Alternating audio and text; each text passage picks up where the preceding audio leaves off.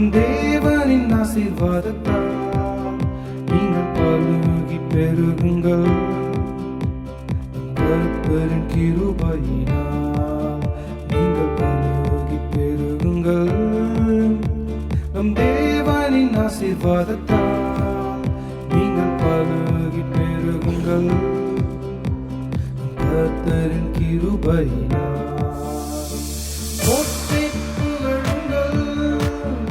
வாழ்வில் மீட்பை தந்த இயேசுவை வணங்கி வாழ்த்துங்கள். நித்திய வாழ்வை தந்த தேவனை போற்றிப் புகழுங்கள்.